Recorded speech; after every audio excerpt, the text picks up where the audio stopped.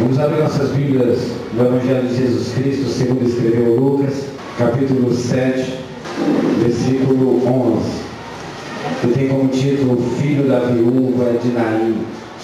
E aconteceu pouco depois ir ele à cidade chamada Naim, e com ele iam muitos dos seus discípulos e uma grande multidão.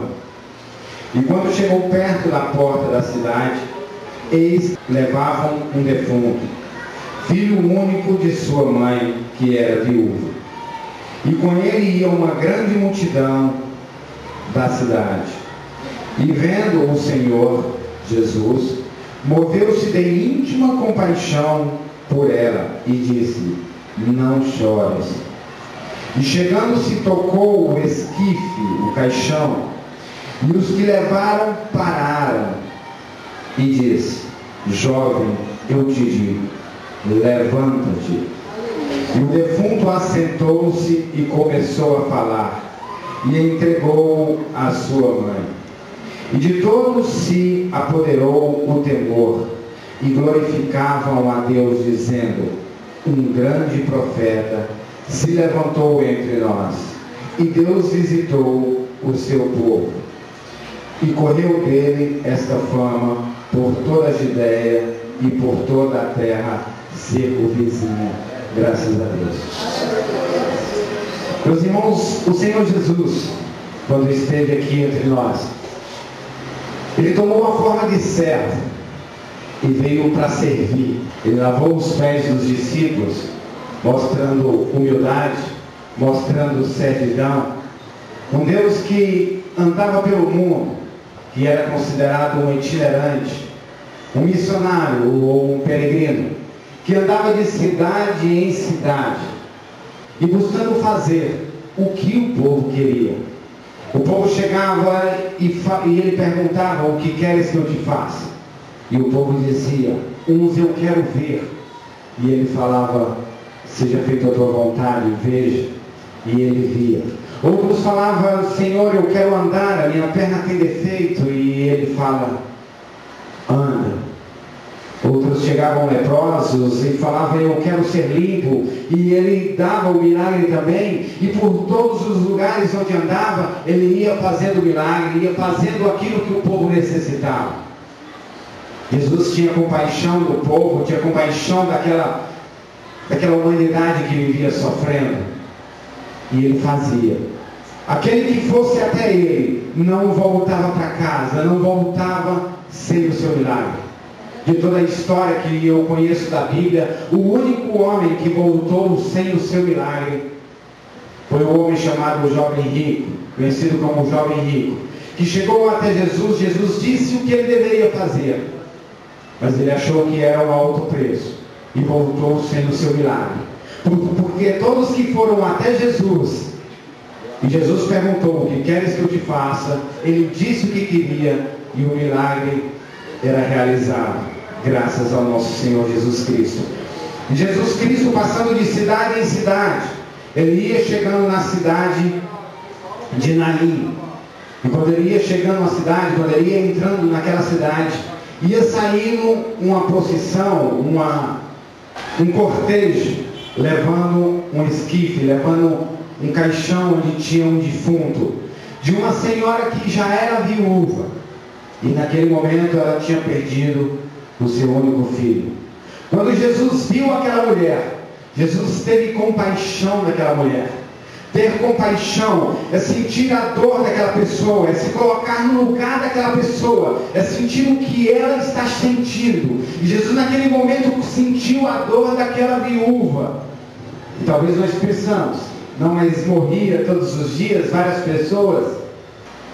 E Jesus se encheu de íntima compaixão dessa senhora, porque não era uma simples morte. Aquela mulher já era uma viúva, e ser uma viúva naquela época era uma situação muito mais difícil do que é hoje. Naquela época não, o único provedor do lar era o homem. E quando uma família perdia o provedor daquele lar, a situação era difícil. A senhora não tinha onde trabalhar, a mulher daquela época não tinha onde trabalhar, a não ser mendigar. As mulheres iam para as plantações e buscar as sobras das plantações. Aqueles homens iam fazendo a colheita, como na história de Ruth. E elas iam catando o que sobrava da colheita, catando as espigas que caíam pelo chão, porque a lei de Moisés dizia que o que ficasse da colheita, que o que caísse da colheita, que eles não voltassem para apanhar, deixasse no chão, que era para os órfãos e as viúvas pegarem aquele sustento deles, se alimentarem para não morrer de fome. Era a única maneira de uma viúva se alimentar naquela época, já que ela tinha perdido também o seu único filho, o homem.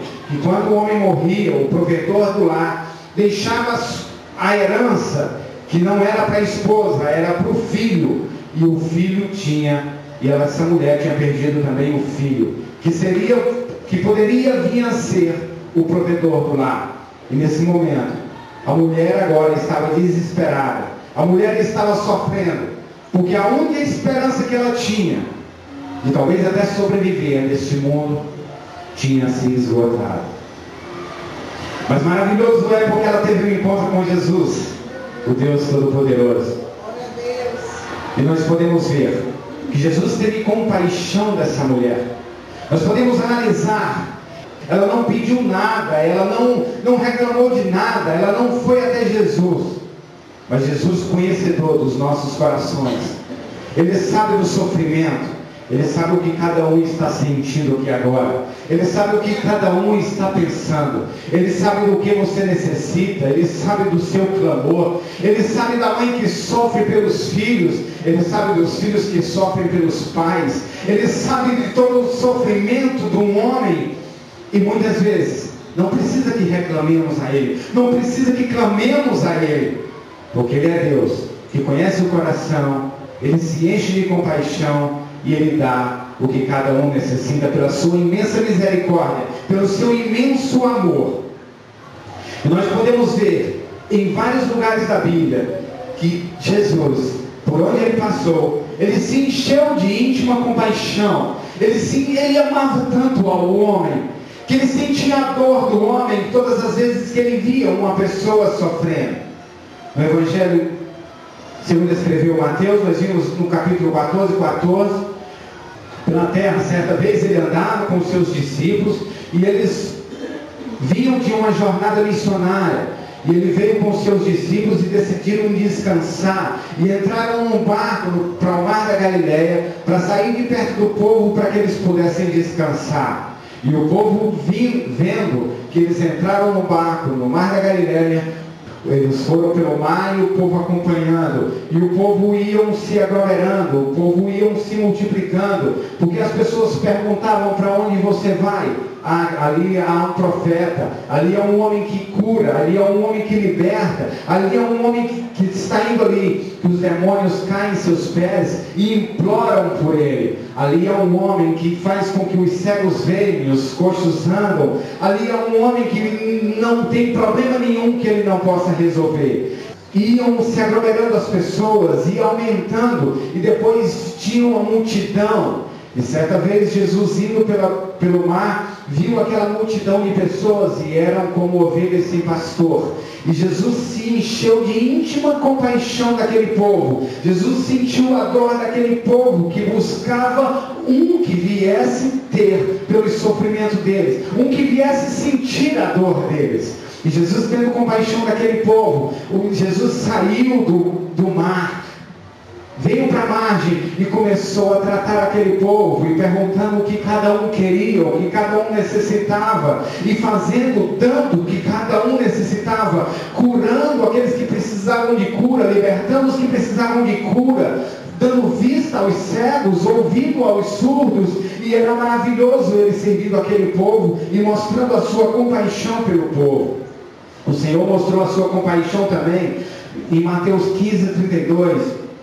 O povo já estava com Jesus Cristo já há 3 dias. O povo gostava de ouvir as maravilhas dele. O povo estava gostando dos ensinamentos dele, porque eram palavras de vida eterna, eram palavras que traziam ânimo, eram palavras que traziam renovo. É bom ouvir as palavras do Senhor Jesus, é bom ouvir a palavra de Jesus. E o povo acompanhava Jesus, e Jesus teve compaixão daquele povo, porque tinha 3 dias que estavam com ele e estavam com fome. E o Senhor Jesus multiplicou os pães, os peixes, e entregou aquele povo, mostrando que o Senhor Jesus, Ele está preocupado com o sustento do corpo também. Ele está preocupado com o corpo também. Ele não está só preocupado com o espiritual, com a alma. Ele está preocupado com o que você vai comer. Ele está preocupado com o mantimento que tem na sua casa. Se está faltando, é preocupação dele também, porque Ele cuida daqueles que amam. Aleluia, glória a Deus. Nós vemos que o Senhor teve compaixão também. Mateus capítulo 20, versículo 32, o Senhor teve compaixão de 2 cegos. O Senhor se encheu de íntima compaixão daqueles cegos, e o Senhor tocou os olhos dele, e eles foram curados. Nós vemos também que o Senhor, esse Deus é maravilhoso, e não é de se admirar, que Jesus teve compaixão daquela viúva também, porque a situação dela não era boa. A Bíblia diz que Jesus toca o esquife e o cortejo fúnebre para. Há momentos na vida que o sofrimento está difícil, e há momentos na vida que o Senhor Jesus decide dar um basta naquele sofrimento, e naquele momento Ele nos toca. Naquele momento Ele dá um basta, e é o momento de parar o sofrimento. É hora de ter um encontro com Jesus. É hora de ser tratado por Ele. Aleluia. Que a maioria dos milagres que as pessoas foram até Jesus, as pessoas disseram o que queriam de Jesus. É como nós, em nossas orações, nós pedimos muito para Jesus. Mas neste caso, ninguém pediu para Jesus fazer nada. Jesus percebeu o sofrimento daquela mãe, e Jesus decide fazer algo. Jesus decide nesse momento ressuscitar esse jovem e devolvê-lo à mãe. Ele conhece todo o nosso ser, que ainda que nós não clamemos a Ele, Ele conhece as nossas dores, os nossos sofrimentos. E o melhor que temos a fazer é adorar o Senhor Deus Todo-Poderoso por tudo que Ele já fez em nossa vida, por tudo que Ele é.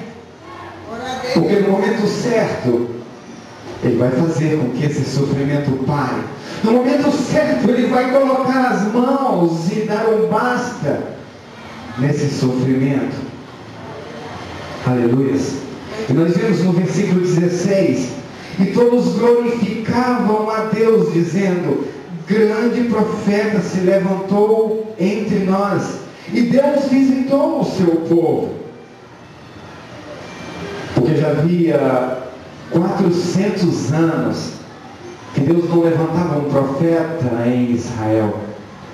Houve um tempo de silêncio, e Deus passou 400 anos de silêncio, até enviar o seu Filho, o único que poderia pagar por todos os nossos pecados, o único que poderia prestar um sacrifício perfeito por mim e por você. E o povo disse que se levantou, que Deus visitou o seu povo, porque o povo estava acreditando que Deus tinha novamente levantado um profeta entre o seu povo, para falar com o seu povo, para curar o seu povo. Porque talvez estivesse lembrando dos profetas, quando viram esse milagre que Jesus fez. Ele fala: levanta-te e anda, levanta-te, é com a autoridade dele. Ele é o Deus que deu o poder para o profeta realizar o milagre. Ele é o Deus que tem poder sobre todas as vidas. Ele é o Deus que pode curar, que pode levantar o defunto. Somente o Deus Todo-Poderoso. E quando as pessoas viram que tinha levantado um profeta em Israel, porque estavam lembrando dos milagres, mas acontece que ele não orou em nome de Deus, ele falou com a sua própria autoridade, porque ele era o Deus encarnado, aquele que se colocou na situação de servo para salvar a mim e a você, aquele que veio dos altos céus, Deus Todo-Poderoso, por amor a mim e a você, para dar a sua vida, para entregar a sua vida, por amor a nós. Aleluia. Os profetas oravam para fazer o milagre, mas o Senhor Jesus apenas ordena, aleluias. Ele ordenou para que o jovem se levantasse. O jovem se levantou e ele entregou a sua mãe, aleluia, Deus Todo-Poderoso. Naquele momento que todos iriam chorando, naquele cortejo fúnebre, porque eu nunca vi pessoas indo animadas em um cortejo fúnebre. Quem gosta daquela criança, quem sente a dor da mãe, que todos aqueles que conviviam, todos choram, todos ficam entristecidos. Mas nesse momento que o Senhor Jesus levantou a criança, ressuscitou a criança, entregou a mãe, imagina a alegria da mãe, vendo a sua oração respondida, vendo Deus entregando o que era de mais precioso para ela naquele momento, aquele que era a única esperança dela. Oh, Deus Todo-Poderoso e Santo, aleluia, meu Senhor, Deus Todo-Poderoso. Deus. Alegria toma conta de todos. Todos se encheram de alegria, porque viram a providência de um Deus, viram a providência de um homem na forma de Deus, realizando milagres, se compadecendo daqueles que choram, se compadecendo daqueles que sofrem. Oh, Deus poderoso e santo. Foi Jesus quem tomou a iniciativa deste milagre, de me ressuscitar do meio dos mortos, e de te ressuscitado no meio dos mortos, porque nós estávamos caminhando, nós éramos mortos vivos, nós éramos pessoas que estavam afastadas de Deus, caminhando para a sepultura, caminhando para a condenação, para a separação eterna de Deus, lugar de tormento, lugar onde haverá choro e ranger de dentes. Irmãos, porque não podemos negar que há esse lugar, onde muitos que não buscam esse Jesus, não aceitam esse Jesus, vai sofrer. E muitos de nós estávamos caminhando para esse lugar, oh Deus poderoso, já éramos mortos para Deus, já estávamos separados de Deus Todo-Poderoso, e Ele se encheu de íntima compaixão de nós. Ele te amou, irmãos. Ele teve a iniciativa de realizar o milagre. Ele teve a iniciativa de me ressuscitar, de me tirar do lamaçal do pecado, de me tirar do lugar de prostituição, da bebedeira, do lugar que eu estava condenado a morrer, e me dar vida, e vida com abundância, irmãos. Ele me ressuscitou, Ele ressuscitou a todos nós, irmãos, e partiu dele. Nós não poderíamos fazer nada para mudar essa história, porque nós não temos poder. Nada que nós iríamos fazer, nada que nós pudéssemos fazer, nós conseguiríamos nos aproximar de Deus, nós não conseguiríamos ir para a vida eterna. Mas o Senhor Jesus se encheu de íntima compaixão de mim e de você, e Ele tomou a iniciativa por amor a mim e você. Ele entregou o seu Filho unigênito, para que todo aquele que nele crê não pereça, mas tenha vida eterna, irmão. Aleluia, Deus Todo-Poderoso e Santo.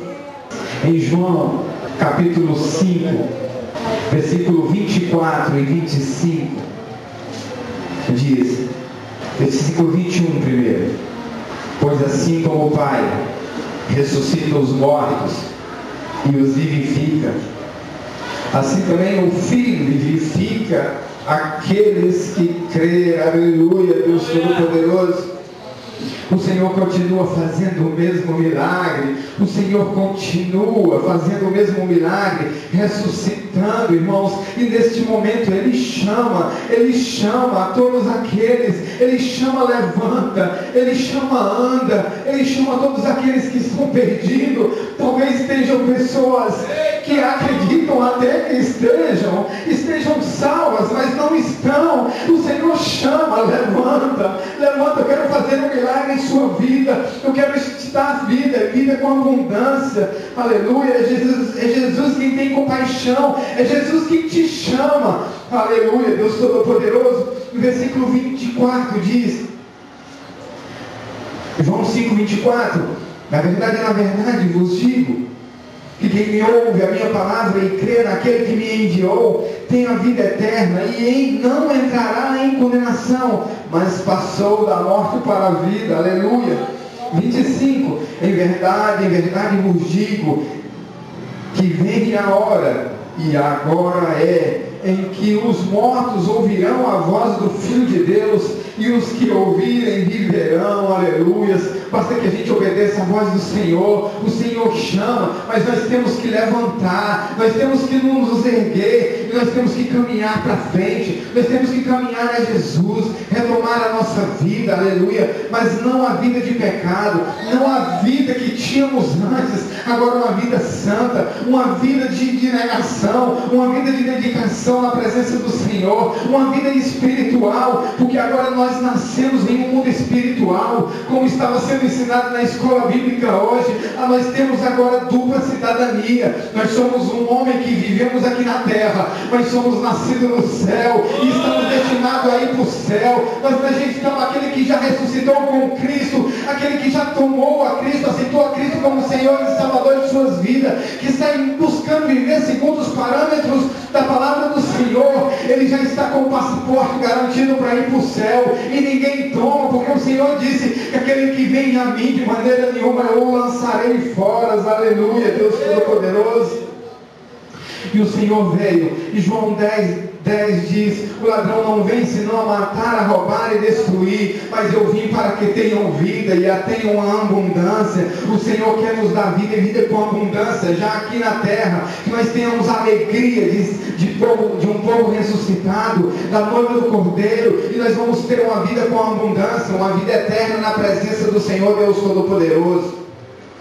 João 3,33 diz: aquele que crê no Filho tem a vida eterna, mas aquele que não crê no Filho não verá a vida, mas a ira de Deus sobre ele permanece. Porque nós tínhamos a ira de Deus sobre nós quando nós éramos pecador, mas o Senhor viu em nós, Ele teve compaixão de nós, teve amor por nós, Ele nos chamou para a presença dEle, Ele nos chamou para aceitá-lo como o Senhor de sua vida, aceitar todo o sacrifício que Ele fez por nós.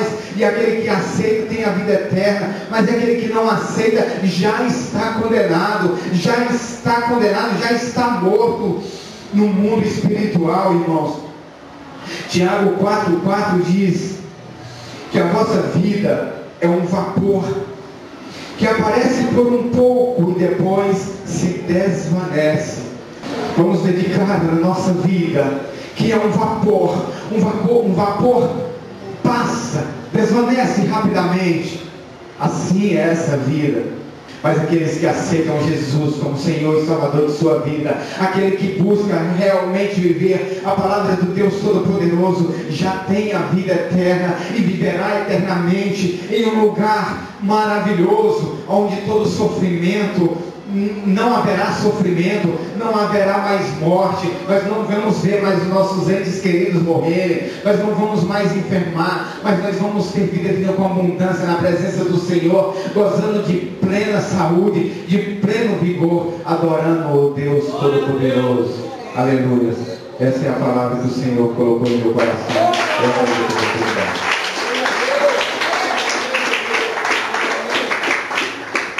Deus tem compaixão de nós.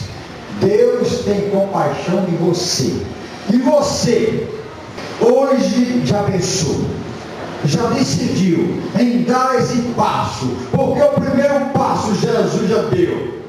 Ele já tomou a providência, ele tomou a iniciativa de descer da glória, descer do céu, morrer numa cruz por mim e por você. E você hoje, que ainda não tomou uma decisão de ser cidadã do céu, hoje Jesus está falando e já falou o seu coração, dizendo: vem a mim, eu me compadeço de ti, mas é preciso que eu veja em ti essa fagulha de fé, essa chama, porque a palavra diz: todo aquele que nele crê não perecerá, mas terá vida eterna. Eu te chamo nesta noite, e é Jesus que está chamando, para que você diga: eu quero sim, eu quero ser cidadão do céu, eu quero ser cidadão do céu, eu quero que esta terra seja apenas de passagem. Você, todos nós somos forasteiros aqui neste lugar. Amém? Deus se compadece de ti e te chama nesta noite, dizendo: vinde a mim, todos vós, que estás cansados e oprimidos desta vida, e eu vos aliviarei. Alguém quer fazer? Renovar-se espiritualmente? Vem aqui à frente em nome do Senhor Jesus. Eu quero renovar a minha comunhão. Amém. Glória seja dada ao Senhor. Diga assim: Senhor Jesus, Senhor Jesus, nesta noite, a tua palavra encheu o meu coração. Por isso, eu te aceito como meu Senhor maravilhoso e meu Salvador. Aleluia. Perdoe meu pecado. Senhor da vida, aqui está, Senhor, esta confissão, esta entrega de vida, porque a tua palavra, Senhor, encheu o coração desta jovem. Ela quer ser agora cidadã do céu, ela quer morar no céu, ela quer subir com o Senhor Jesus na sua segunda vinda. Por isso, Pai, esteja com ela, perdoa os seus pecados, meu Deus, firme os seus passos, e que teu Santo Espírito agora esteja nela. A ti te digo, Espírito imundo, Espírito das trevas, tu perdeste agora a batalha e perdeste a guerra, porque esta agora é filha de Abraão, e a salvação em todo esse coração, porque agora ela é filha de Deus, para a vergonha das trevas. Em nome do Senhor Jesus, eu agora ordeno que todo mal nessa vida vai sair agora. Todo espírito de enfermidade, tudo aquilo que impediu o seu caminhar, a sua caminhada, sai em nome do Senhor Jesus. Amém? E amém, a paz do Senhor Jesus.